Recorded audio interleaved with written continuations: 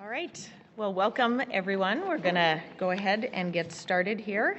So we have a special session here today for participants in our Women's Leadership Forum Lean In Circles. So we have this first round between 1 and 2, and then there's a general session that's open to any of the employees.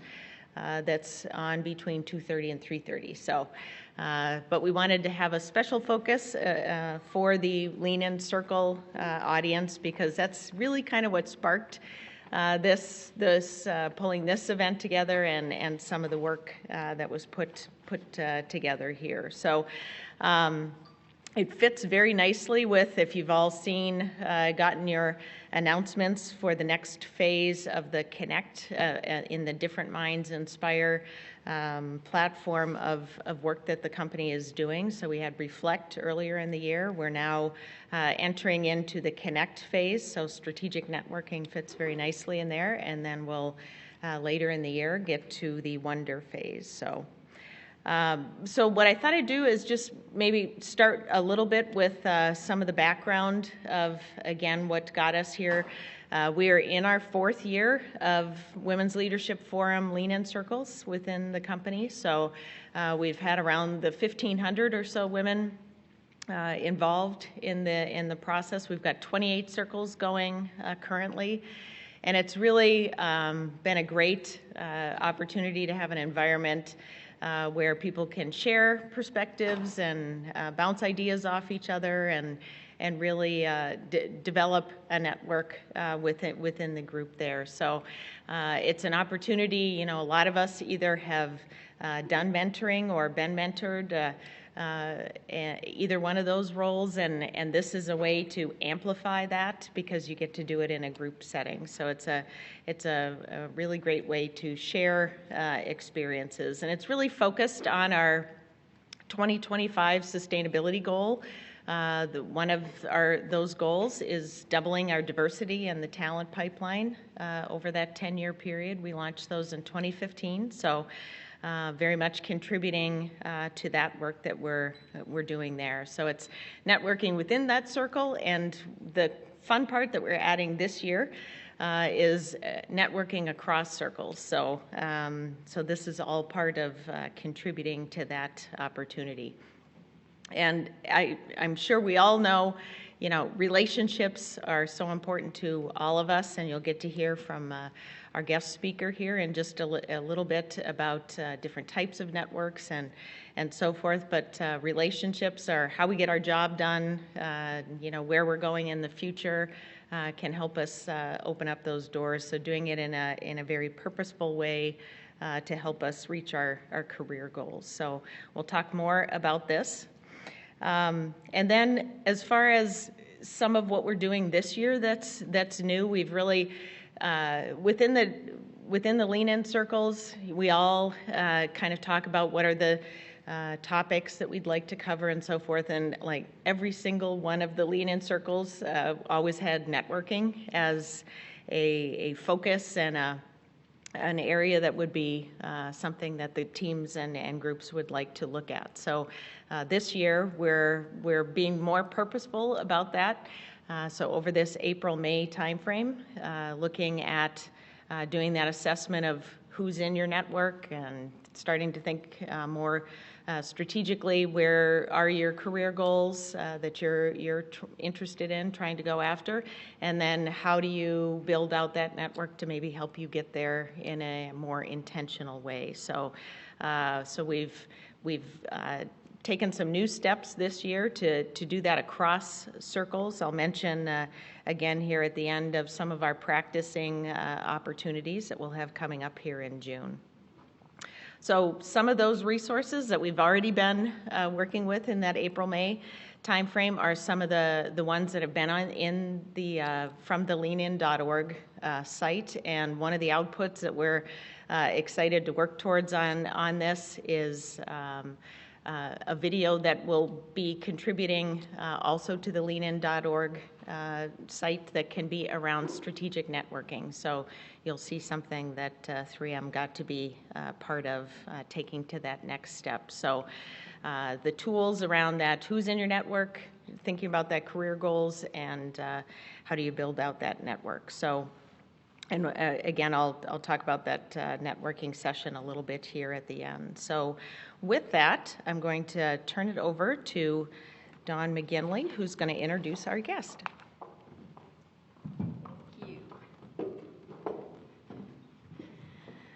Thanks, Maureen. I'm Dawn McGinley.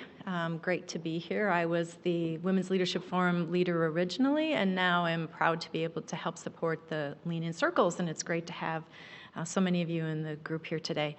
I am really tickled to have our guest, Bonnie Marcus, here with us today.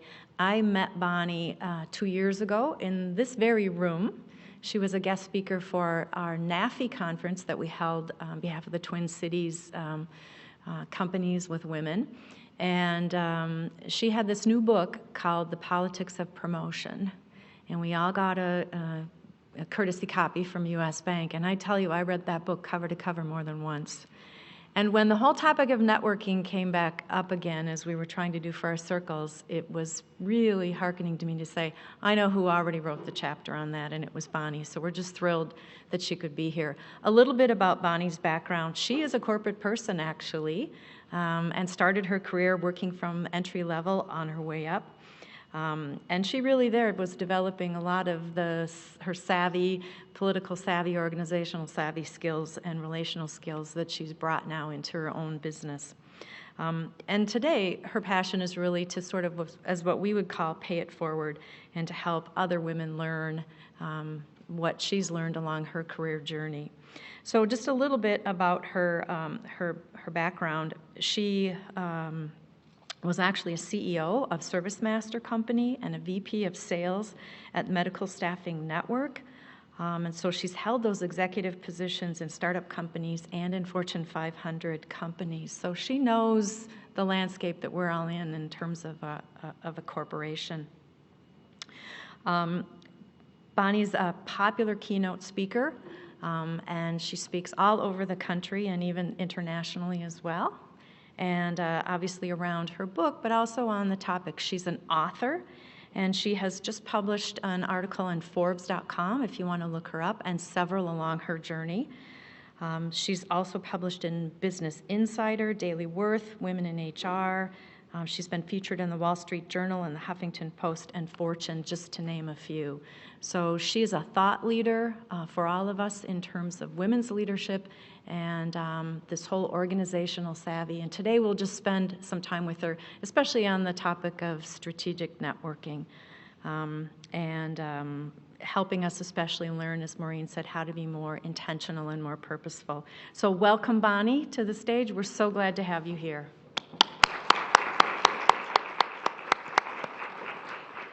Thank you. Well, hello, Lean In Women. There's an old adage that says that if you throw spaghetti against the wall and it sticks, that means that the pasta's done. Some people are nodding their heads. I don't know if it works. Have you tried it? Okay.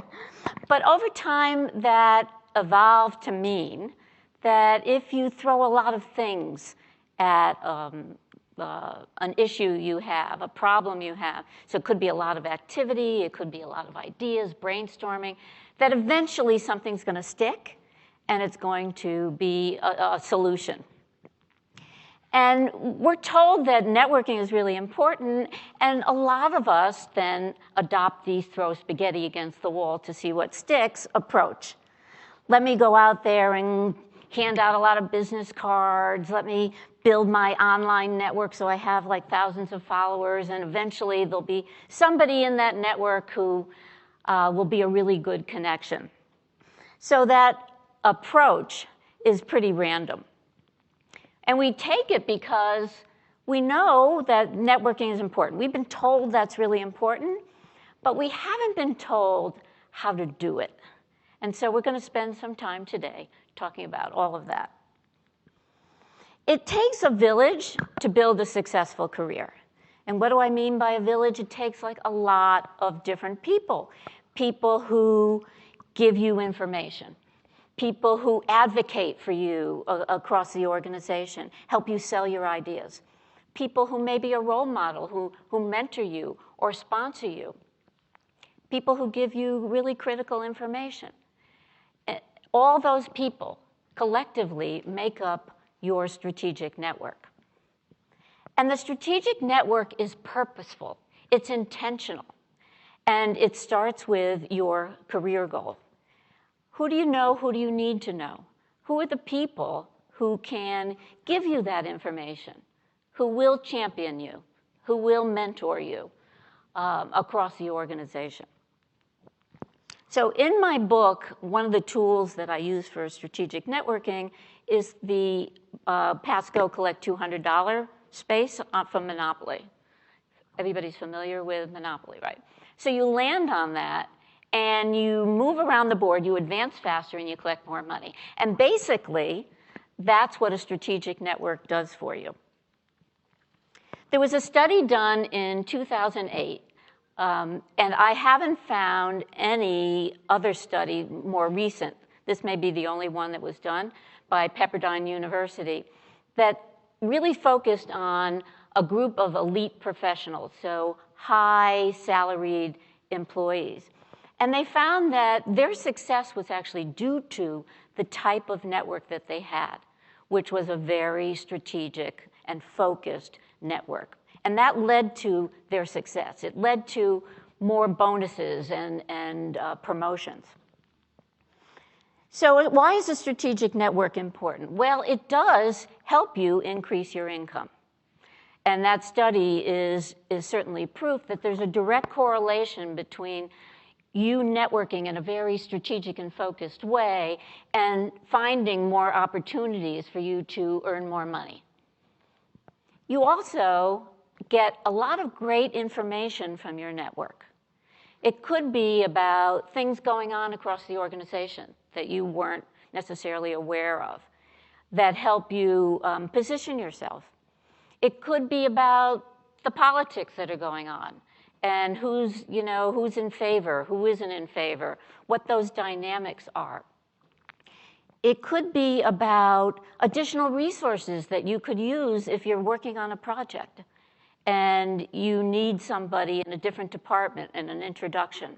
So you get a lot of information from your network, and also it provides door opening and connections for you to meet the people that you don't really know right now, but you know you should know.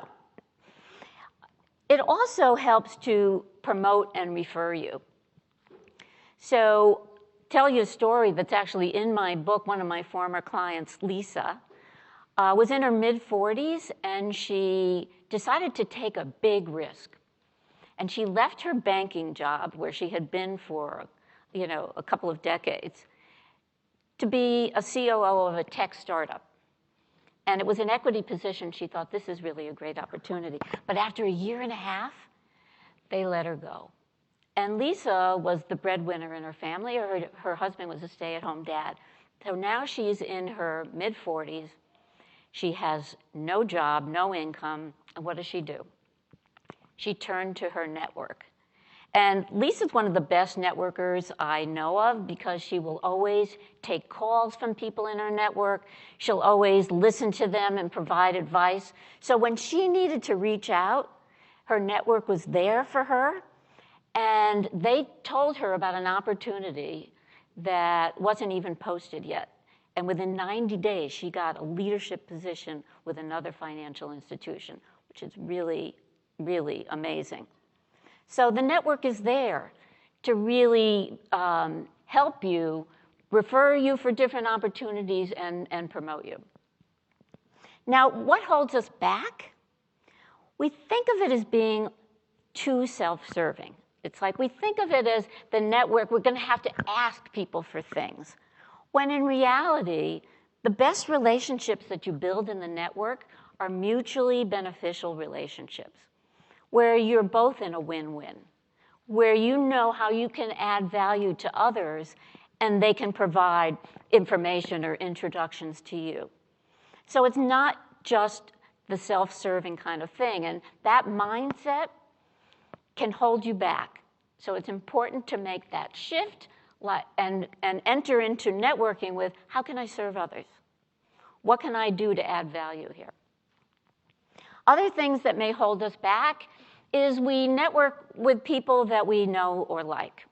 So our network is a very tight network of people that we already know. And this, of course, is our, it's human nature to network with people we already know. But it holds us back because it limits our exposure to people who may have broader influence or different ideas about things. We don't network around our career goal. So it's that spaghetti against the wall kind of approach. We just network, and we're going to meet a lot of people. But it's not focused on, well, what am I hoping to achieve in the next 3 to 5 years? Or even after that? And then who do I need to know? Who needs to be in that network? We don't network proactively. So when we need our network for something, maybe we have a need to develop more relationships in a certain department. Our project is stalled and we need to know somebody in IT and we don't know anybody. Or maybe we are changing positions and we need to know people. If we're not constantly in contact with our network, it may feel awkward. Wow, I haven't talked to that person in a year and a half and I really need something now. So constantly adding value and looking for ways to nurture that network are important. We don't set aside dedicated time to it. And this is one of the biggest pushbacks I hear from women especially, because we don't have the time. We go home and usually we've got other responsibilities that we're juggling, and we think that networking is like meeting people after hours for drinks or going to network kind of meetings that are at night. But my answer to that is that you look at your calendar and you cross off like an hour a week on your calendar. That's like sacred. And when you put aside that time to network, you can fill it in with, I'm going to meet somebody for lunch that day. I'm going to find somebody who can meet me for coffee. And when it's on your calendar, you'll do it. It's sacred. And at least you will have that time. But again, that's purposeful and that's intentional. And then we don't leverage relationships. So it's very common. We go, we collect all these business cards. We come home from a meeting and we've got 20 business cards. We don't really know these people. We don't even contact them. And those are lost opportunities. Another challenge for women especially is that many organizations are still run by men.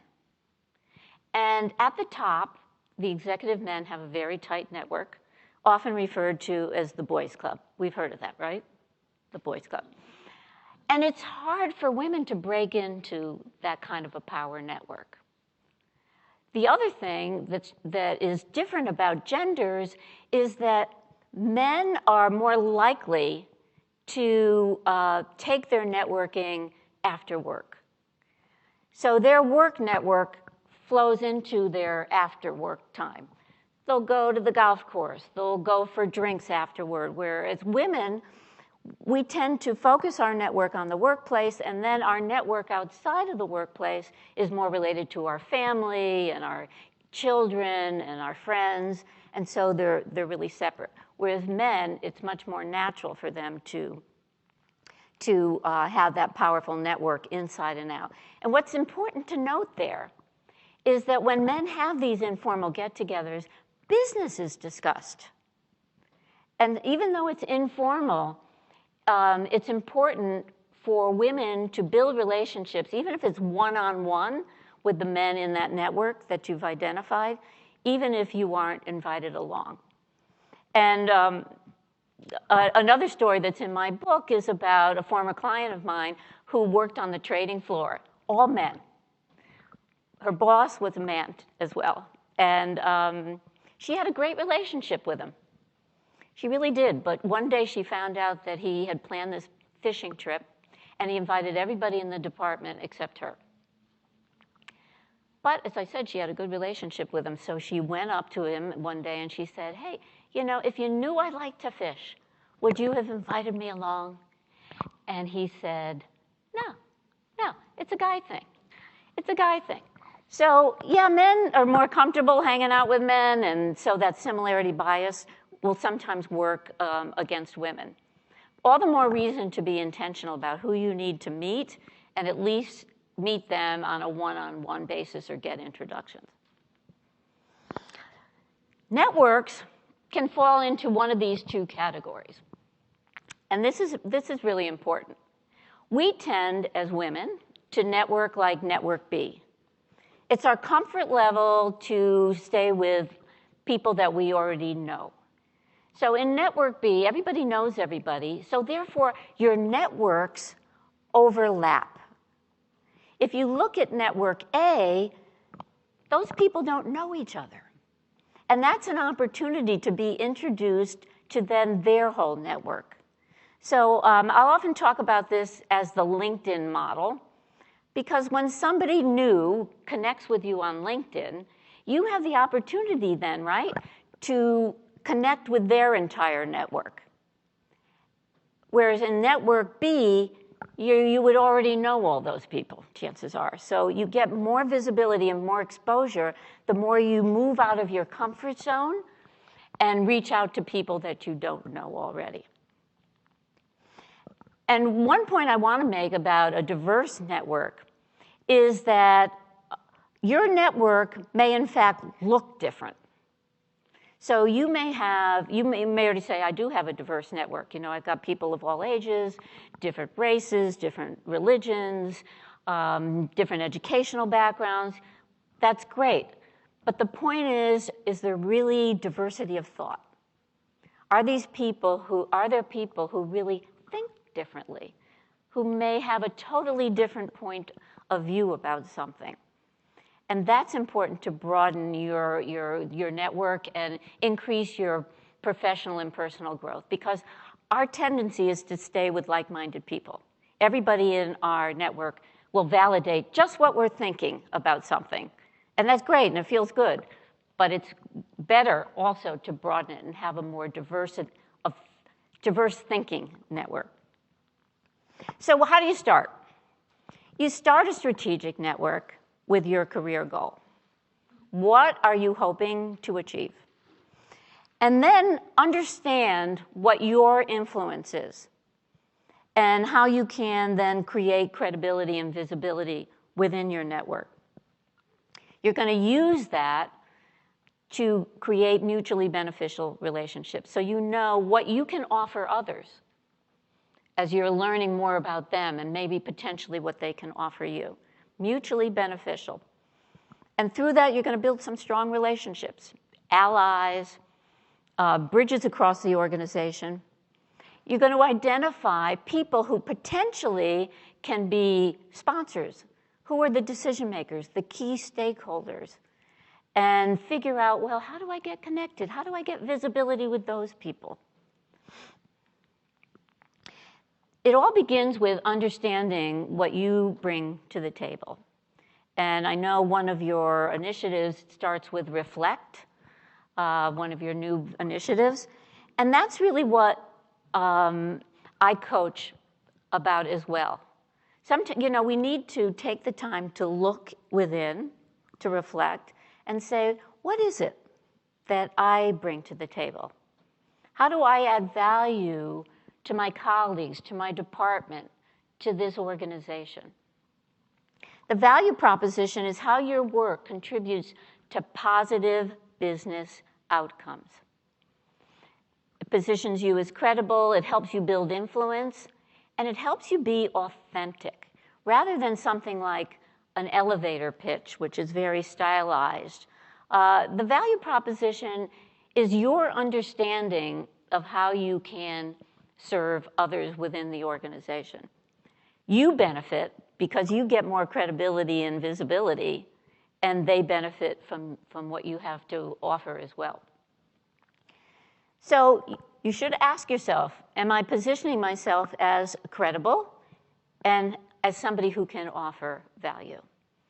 So going back to, well, it's so self-serving to network, it's all about me and asking people, no, it's not. It's a mutually beneficial relationship with people that you're making. This is an exercise that I use with all my clients, and it's also in my book, to determine what is your value proposition, because it's not your job description. It's how you do the work.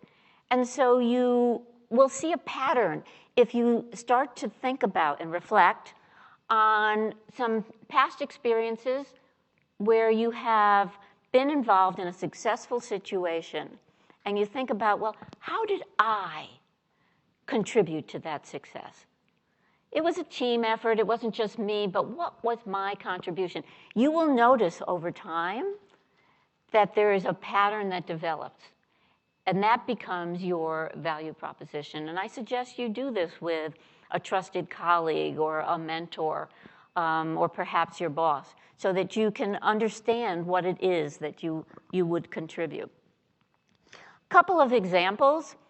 One of my clients was working in a financial services organization, very siloed, and she wanted to get promoted. And so she hired me, and we figured out that her value proposition was really the way she looks at the world through a very technical kind of filter. She had an MBA and also a technical background. She was running their digital marketing platform. And she knew, whoa, 34% increase in customer loyalty in the last year under my leadership. But it wasn't until she realized how she did that by looking for ways to add value to the platform that they had, because she could see technical solutions. And I can't even tell you how different that is from me. I don't look at the world through a technical filter. I don't think that way. I mean, I'm fairly savvy technically, but I don't see like, oh, here's a problem. I can fix that with like X, Y, Z, da, da, da. And that's what Katie could do. So that was her value proposition. And what she would do is she identified people in different departments, and she would meet with them. And she'd say, you know, I'd like to know more about what you're working on now. And are there any projects that you've had challenges with or that have imploded? Or because maybe I can help. Maybe I can help you find a technical solution or fix your technical, your platform. And so that's how she knew her value. She connected with the audience because she knew by asking what was important to them, and then she would connect the dots. And that's how you form these mutually strong relationships. So you observe what's going on, and you ask questions, and you find out what's important to people. And then you see an opportunity for how you can help. That's what the mutually beneficial relationship is all about. Now, in the workplace, there are 3 different categories of relationships. This is in the workplace. The first is operational. So these are people that you work with every day. They may not be in your department. You could be in IT. They could be in marketing. But you do work together and you on certain projects. The next are developmental. These are potential mentors or sponsors, role models, people that you would seek certain advice from, some coaching from. And then the third category are the strategic people. And this is really important because these people can connect you. These people give you information about what's going on in the workplace. They can introduce you to other people. So say you have a project that's stuck in marketing, and you're in a totally different department, and it's holding up your whole project, and you're really upset, and you're talking to one of your strategic contacts, and they say, you know what, let me pick up the phone and call Henry, because maybe he can make a difference. Bingo. Make the phone call, and that project goes through. So ask yourself, who in the organization makes decisions? Who influences the decisions? And then, am I building the right kind of relationships across the organization? Do I have visibility and credibility? Do people know the value that I offer? Begins with, who do you know and who do you need to know? And this is a template also from my book where you can say, okay, this is the major decision maker. Now, this is strategic. Who are the people in their web of influence? Who does that person hang out with, have lunch with? Who do they talk to before meetings and after meetings? Who helps them make decisions? Because you should create visibility with all these people and try to make contact with all these people. The Power Network becomes your sales plan. And you write down who are the people that you need to know and who you know. And then, in the first column here, you say, well, how much influence do they actually have over my career? And you rate them, A, B, C. And then you say, well, in the next column, how strong is my connection? How well do I know that person? How well do they know me? Do they know my value proposition? And you rank them. It becomes so evident as you look down and you fill this in that, wow, that person has a lot of influence, but I didn't rate them very well. I don't really know them that well. So then you begin to say, well, who can be a connector? Who can help me build a relationship with that person? Or how can I gain visibility with that person? What kind of projects are important to them? So are you building the kind of relationships with potential sponsors and mentors? The other tool in my toolkit from my book is the Get Out of Jail Free card from Monopoly. And that's a sponsor. I mean, a sponsor will literally get you out of jail. A sponsor is a very powerful relationship, the most powerful relationship you can have.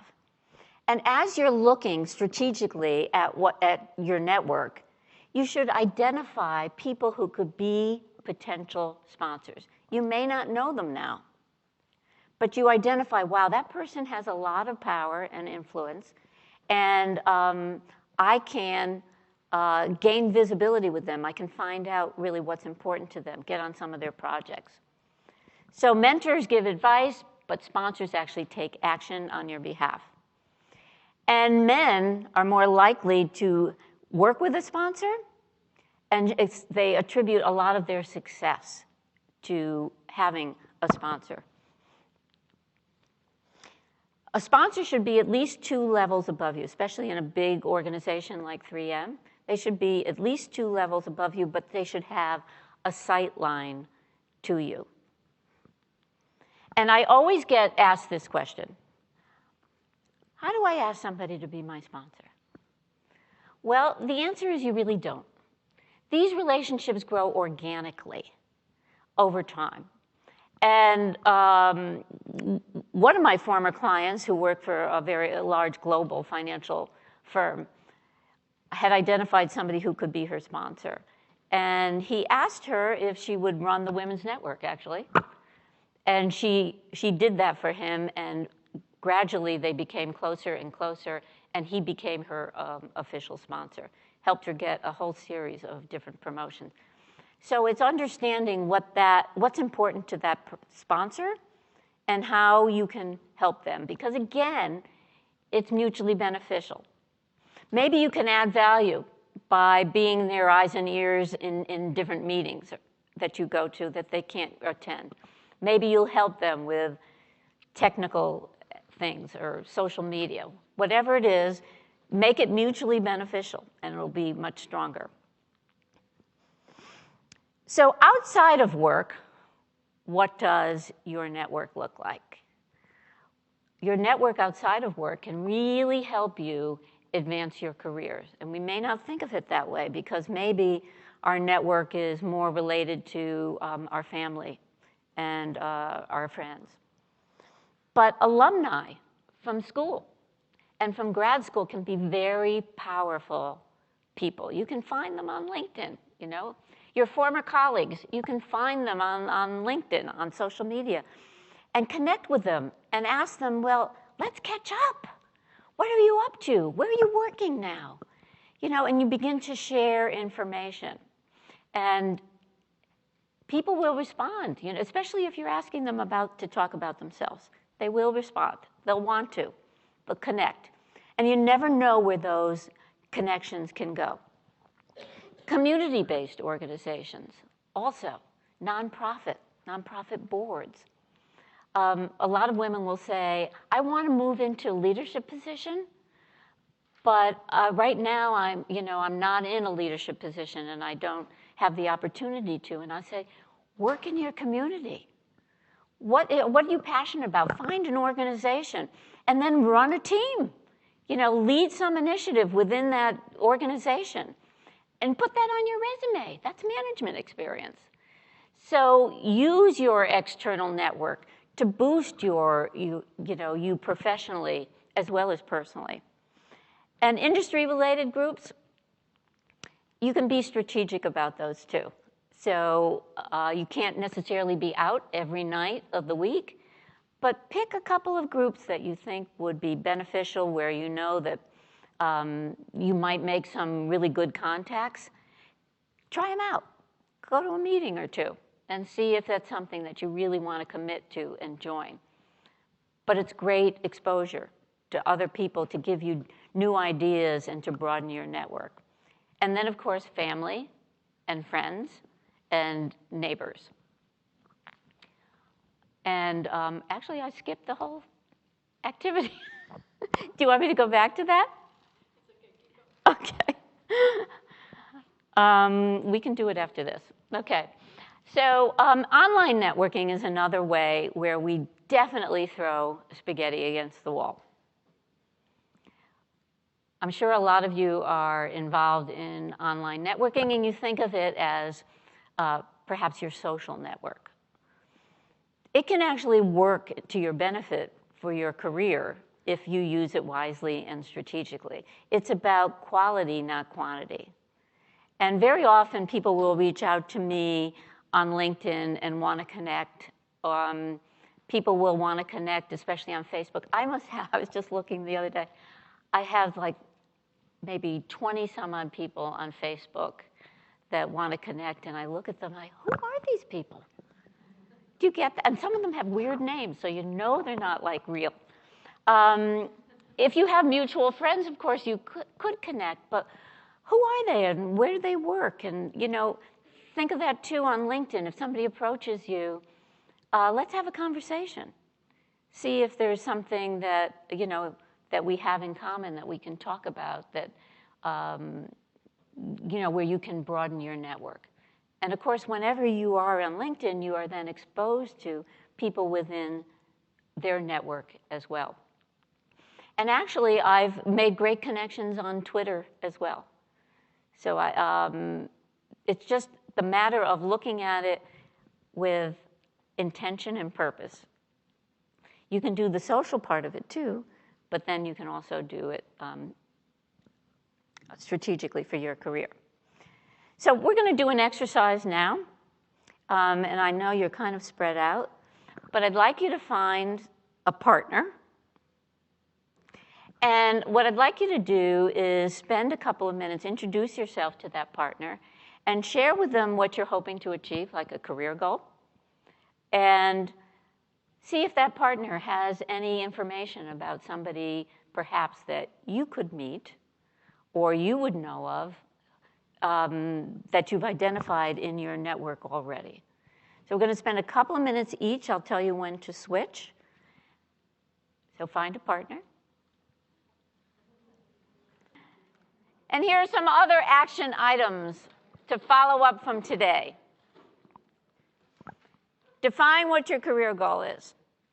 And I've been in workshops with women who said, like they're parallel. I can't really give my career goal. I'm really nervous about it. Somebody's going to hold you accountable or something. Just choose something that interests you, that you think you would like to do. It doesn't, it's not cast in stone. Figure out what that is and begin to build your network around that. And then who has power and influence over you reaching that goal? Who are decision makers? Who influences those decision makers? Begin to create a list of your network. Begin to build visibility with these people, mutually beneficial relationships, so that you have advocates, so people understand if you're not at the table, what you do, and they can advocate for you. These mutually beneficial relationships are strong. It's not all about you. It's about how you're helping others and how others can help you. And nurture them over time. Continue to keep up those relationships and really build on them.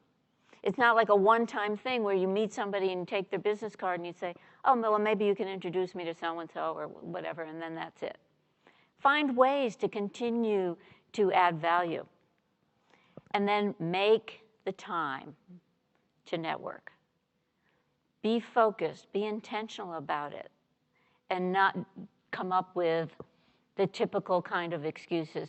So if you do start to say, well, to yourself, nah, I don't really have time. I've got like soccer after, I got this, I got that. Challenge yourself and say, well, wait a minute. What can I do this week? What can I do this week to expand my network, to get to know somebody new, to connect with somebody, or to make a connection for somebody else? So when those thoughts keep popping up in your head, challenge yourself and say, no, I can make the time to network. I'm going to be intentional and purposeful about my network.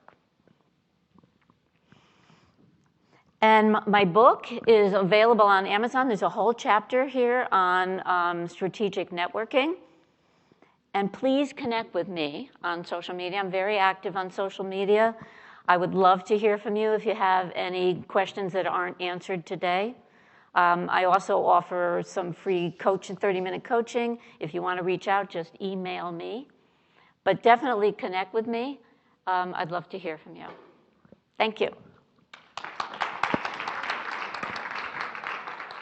I want to put in a mention again of our event that we have in the middle of June there, where we get to practice our speed networking, our networking skills and so forth. So please join us. If this, the interaction that we had here today was indicative of that, we're going to need some speakers or some microphones to make sure that we can hear above, because that was great, everybody connecting with each other. So we do have time for a couple questions here, and then also I've got 5 numbers that I'm going to announce here in just a second, and we have some books that Amazon had a little glitch and they are not here today, but they should be here in the next day or so, and I'll just get your name and I'll be able to get the book to you.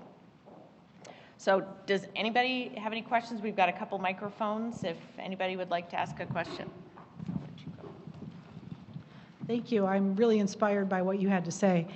One of the questions I think we have working at a big company like 3M is we have a tendency to network because it's a big place within 3M. Could you comment on how important it is to get outside of 3M in terms of your networking? Like, what's the right mix when you're being purposeful? Okay.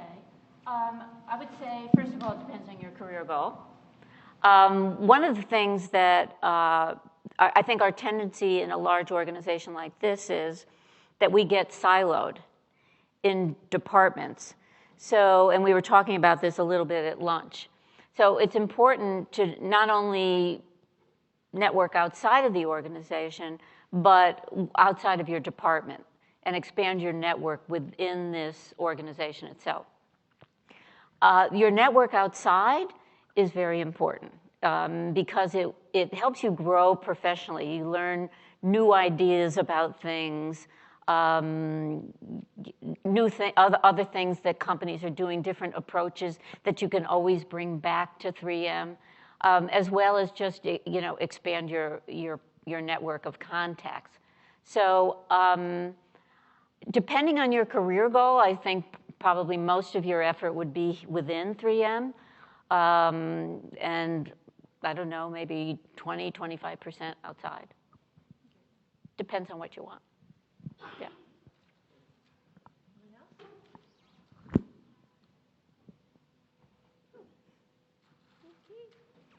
No questions? Okay. All right, I will, since we're just about at time here too, I'll read the last three numbers of your ticket because I think the beginning four are all the same. So, and then you can just come up and I'll take down your name and address. So 344. All right, yay. And then 370. Right, make it 359. All right, awesome. 372. Okay, and 363. All right, all right. Well, thank you all so much for joining today, and I'll take the names and so forth of those. And thank you again, Bonnie, so much for joining us and kicking off more to come on our networking journey. So thank you so much.